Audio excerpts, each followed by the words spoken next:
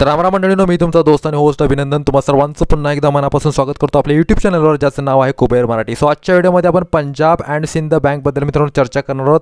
जुलै 19 रोजी मित्रांनो ह्यांचे जे काही क्वार्टर 1चे रिझल्ट्स आहेत ते फायनली अनाऊन्स झाले आहेत. ह्या क्वार्टरमध्ये कंपनीचा जो परफॉर्मन्स आहे तो कसा आहे ह्या ठिकाणी आपण चर्चा करू आणि सध्याचे लेवल इन्व्हेस्टमेंटच्या पॉईंट ऑफ व्ह्यूने चांगले लेवल्स आहेत का ह्याविषयी आपण डिस्कशन करणार आहोत. सध्या ह्या बँकेने कोणत्याही पद्धतीच्या इम्पॉर्टंट अनाउन्समेंट्स केलेले नाही आहेत, म्हणजे dividend, bonus, split, right issue किंवा अन्य काही मोठ्या अनाउन्समेंट या ठिकाणी होताना दिसलेले आहेत असं तर मला दिसत नाही आहे. तर चला आता आपण मित्रांनो चर्चा करूया की या बँकेचे जे काही रेव्हेन्यू आहेत ते कसे आहेत आणि जे काही ऑल ओव्हर रिझल्ट्स आहेत ते कसे आहेत. रेव्हेन्यूचा जर विचार केला तर 2911 कोटींचे रेव्हेन्यू आहेत, जे मागील क्वार्टरमध्ये 3159 करोड रुपये होते आणि जून 2024मध्ये 2652 करोड रुपये होते.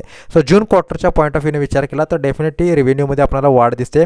हां, मागील क्वार्टरपेक्षा जर बघितलं तर थोडीशी आपल्याला घसरण दिसते, पण ऑल ओव्हर क्वार्टर बेसिसवरती ग्रोथच आपल्याला कुठे ना कुठे पाहायला मिळत आहे.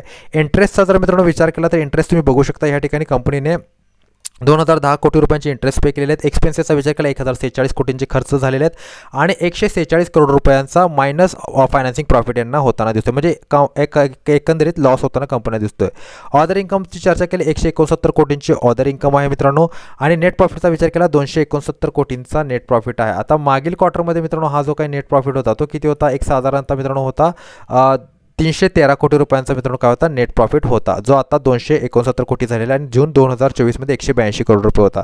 सो जून क्वार्टरचा जर विचार केला तर डेफिनेटली एक चांगली ग्रोथ आपल्याला नेट प्रॉफिटमध्ये पाहायला मिळत आहे. आता इयर ऑन इयर स्टेटमेंट जर मित्रांनो बघितलं, इयर ऑन इयर स्टेटमेंटमध्ये सुद्धा मित्रांनो जर प्रॉफिटच्या आकडे तुम्ही बघितलेत तर एक कोटे ना कोटे आपल्याला एक प्रॉफिटच्या आकड्यामध्ये वाढ होताना कोटे ना कोटे दिसत आहे. ओके, सो मागील वर्षापेक्षा तर मित्रांनो ह्या वर्षी आतापर्यंत ऑपरेटिंग प्रॉफिट ह्या ठिकाणी खूप चांगला होताना आपल्याला दिसतोय.